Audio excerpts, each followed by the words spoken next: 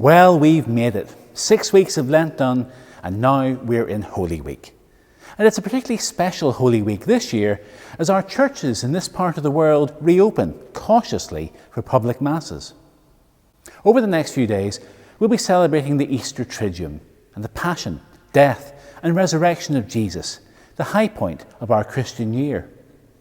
But before we say goodbye to Lent, it's maybe worth pausing to think about what we've learned.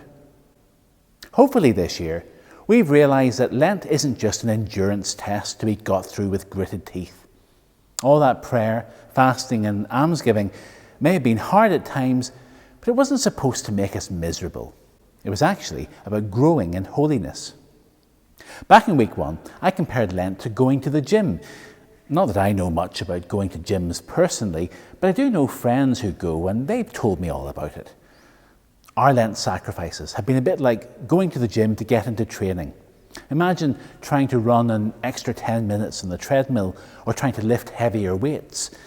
If we do these things and they go well, then we'll be stronger and fitter afterwards. If we find it difficult, then all is not lost. We've learned something about ourselves and our limits and where we need to do more work. We should keep going, but maybe try a gentler pace.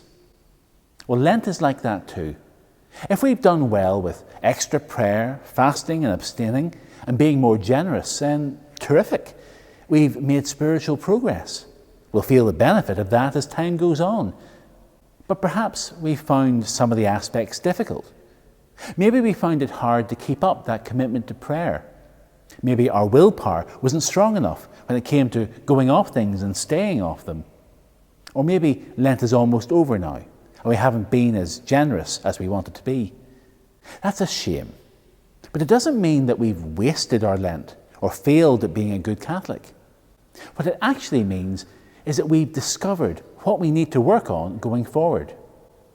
Lent might be ending, but we can still grow in holiness. If we think about the things we found difficult in Lent, we could return to them occasionally during the year, but at our own pace. Think about fasting, for example. Many of us, like me, are looking forward to the Easter eggs and treats this weekend. But if we found fasting to be a challenge during Lent, then perhaps that's something that we need to come back to later on. My late granny, for example, would go off sweets again each November as a second Lent, offering it up for the Holy Souls.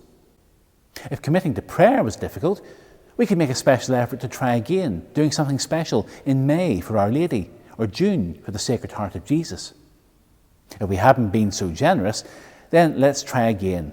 There's always a good cause that needs our help. In fact, the Church encourages us to keep up something of the spirit of Lent all year round. Remember when I talked about the days off Lent, and I referred to the Church's canon law?